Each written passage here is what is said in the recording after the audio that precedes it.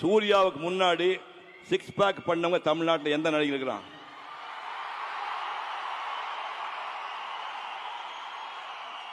இல்ல அதுக்கு அப்புறம் யாரா பண்ணிருக்காங்களா? கார்த்தி பண்ணிருக்கானா? சார் 6 பேக்னு ஒன்னு இருக்கின்றதே எனக்கு அவரை பார்த்து தான் சார் தெரியும்.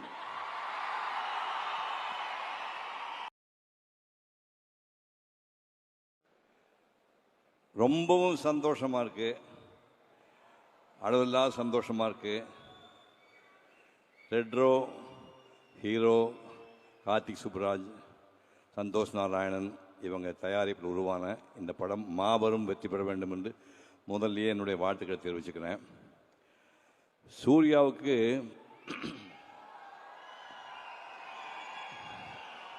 பதினேழு வயசு, சென்ட் பீட்ஸ் ஸ்கூலில் ஃபைனல் இயர் படிச்சுட்டு இருந்தார். இப்போ வீட்டுக்கு ஒரு ஜோதிடர் வந்தார், சொந்தக்காரர் தான், ஜோதிடர் வந்தார். 2 பசங்க ஜாதகத்தை கொடுங்க அப்படின்னாங்க. சூர்யா கார்த்தி ஜாதகத்தை கொடுத்தான். பார்த்தாரு, பார்த்துட்டு இந்த பையன் கலைத்துறையில் பெரிய ஆள வருவான் அப்படின்னாரு. சூர்யாவா கார்த்தியா அப்படின்னேன். இல்லை சார் பெரிய தம்பி தான் அப்படின்னாரு. காலையிலேருந்து சாயங்காலம் வரைக்கும் 4 வார்த்தை தானே பேசுவான் அந்த பையன், அவன் கலைத்துறையில் வருவான்னு சொல்கிறீங்க. ஒருவேளை டைரக்டராக வருவானோ கார்த்தி சுப்ராஜ் மாதிரி, இல்லை கேமராமேனாக வருவானா? முகத்தை வச்சு பண்ணுற தொழில் அப்படின்னா நடிகராக வர போகிறானா? ஆமாம் சார். யோ நீ லூஸ் ஆயா அப்படின்னா. அது மட்டும் இல்லை சார், உங்களை விட நல்ல ஆக்டர்னு பேர் வாங்குவார், உங்களை விட நிறைய அவார்டெல்லாம் வாங்குவார், உங்களை விட நிறைய சம்பாதிப்பார்னு சொன்னான். இந்த ஆள் ஏதோ மரம் கண்டு போச்சு போறதுக்கு, நீ போங்க சார்ன்ட்டேன். சூர்யா அதை பார்த்துட்டு இருந்துட்டு நான் நடிகனாக போறேன்னா ஐயோ ஐயோ, நடிகன் மகன் நடிகனானு தலையெழுத்து எனக்கு, அப்படியே எனக்கு ஆசையே இல்லைன்னு சொல்லி அதுக்கப்புறம் லயோலா காலேஜ் போய் பிகாம் முடிச்சார். முடிச்சுட்டு பிஎன்டின்னு ஒரு கம்பெனியில் போய், பிஎன்டி கம்பெனியில் போய் எக்ஸ்போர்ட் கம்பெனியில் வந்து வேலை பார்த்துட்டு இருக்கிறார்.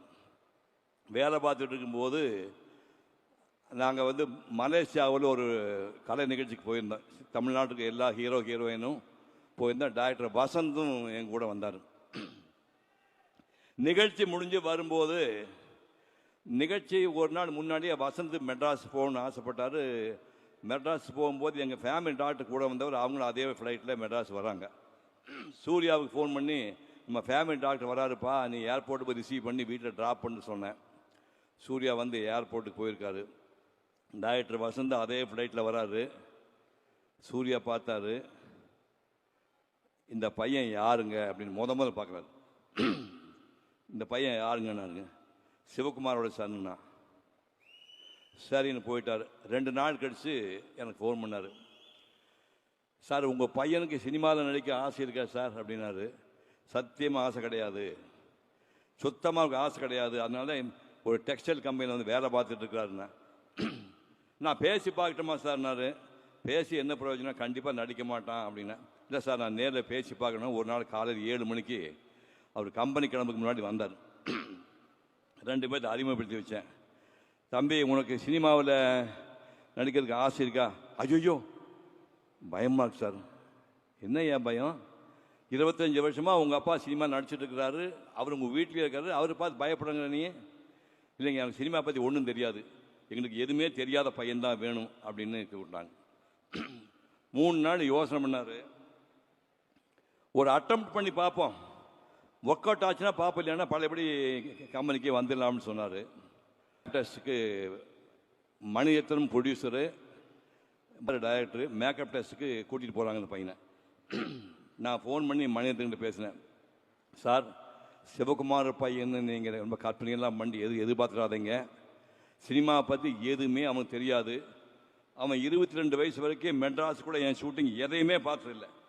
நல்லா ஞாபகம் வச்சுங்க, மெட்ராஸில் என் ஷூட்டிங் சூர்யா பார்த்ததே கிடையாது. நீங்கள் மேக்கப் டெஸ்ட் பண்ணி பார்த்து ரொம்ப எதிர்பார்த்தேன் சார், உங்கள் பையன் ஏமாற்றிட்டான் சாரி அப்படின்னு திருப்பி அனுப்பி ரிஜெக்ட் பண்ணிங்கன்னா அவன் லைஃப் வீணாக போடு, இப்போவே அனுப்பிடுங்கண்ணே. We have 200% confidence in him. Will take care of him அப்படின்னு சொல்லி ஓகே பண்ணிட்டாங்க. நேருக்கு நேர் படம் ரிலீஸ் ஆச்சு. அந்த முதல்ல கேட்டீங்கல்ல, அவள் வருவாளா பாட்டு, அந்த பாட்டு ஷூட் பண்ணியாச்சு. அந்த படத்தை பார்த்து டைரக்டர் ஒரு வார்த்தை சொன்னார், இந்த க்ளோஸ்அப்பில் இருக்கிற சூர்யா கண்கள் வந்து தமிழ்நாட்டுக்கு பெண்கள் தூக்கத்தை தொலைக்கக்கூடிய கண்கள். டேய், இந்த கண்கள் தமிழ்நாட்டு பெண்கள் தூக்கத்தை கலைக்க போகுதுடான்னு சொன்னார்.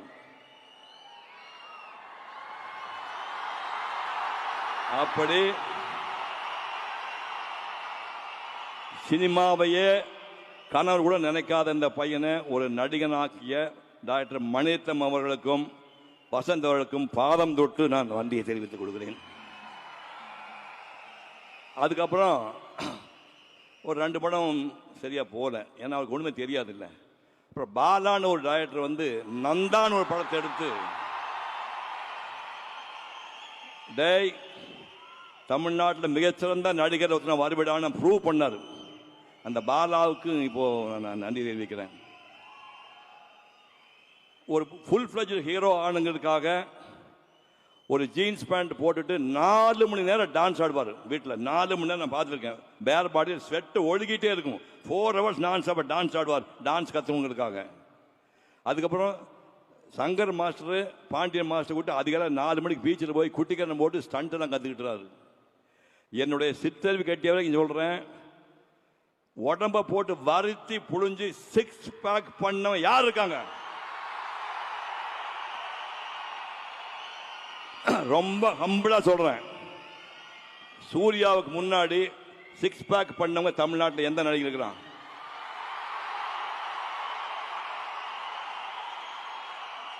இல்ல, அதுக்கு அப்புறம் யாரா பண்ணிருக்காங்களா? கார்த்தி பண்ணிருக்கானா? சார் 6 பேக்னு ஒண்ணு இருக்கின்றதே எனக்கு அவரை பார்த்து தான் சார் தெரியும். பட் அந்த மாதிரி உடம்ப போட்டு வளர்த்துறது தப்புன்னு அதுக்கப்புறம் இவர் எச்சரிக்கை பண்ணார். இந்த மாதிரியெல்லாம் பண்ணி இப்போ 28 வருஷம் ஆகுது.